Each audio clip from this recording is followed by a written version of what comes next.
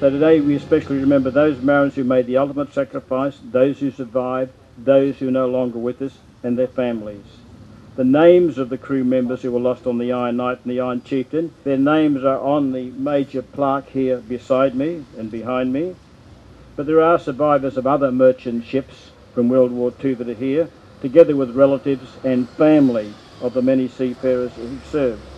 But 1942 was a grim year, a year that will be forever remembered in the annals of Australian history.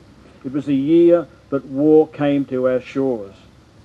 And that's 67 years after the tragic sinking of the Iron Chieftain and the Iron Crown. It's difficult for us just try to envisage what had happened, but the only way we put it in perspective is that Darwin had been bombed that year, Singapore had fallen, Sydney had been shelled, Newcastle was shelled, and our merchant mariners were in the front line of conflict along with our Navy, our Army and our Air Force.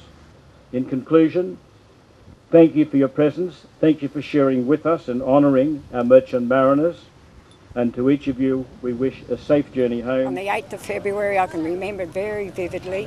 A knock come on the door very early in the morning, and a man by the name of Billy Timmins, which was the BHP representative at the time, knocked on the door, got Mum up, and all we can remember was Mum screaming. We came down and said that the Iron Knight had been torpedoed. I'm getting emotional now. And that was when Ron lost his life. When Ronnie was torpedoed, I can remember I was 6-year-old. And I can still remember like it was yesterday when Mum heard the news. And my 4 brothers were all at sea during the war. Me being the baby of the family, I followed in the tradition. And as I said, I'm now a proud life member of the SUA, or now the Maritime Union, and something I can never forget. It's a tragic to come here today and listen to all these accolades. What makes you think, who would defend our coastline if anything happened? We haven't got a coastline. We've got no Australian ships anymore.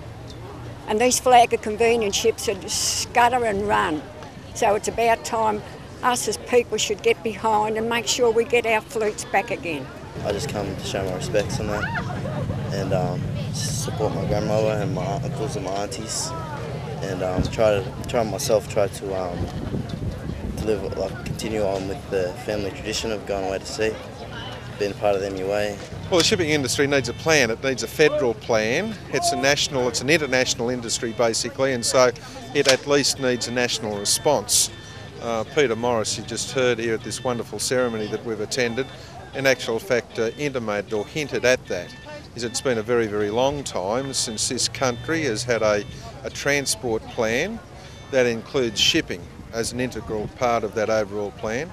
Now my understanding is that the Maritime Union is working very well now with the new federal minister that's got the responsibilities for these matters, Anthony Albanese.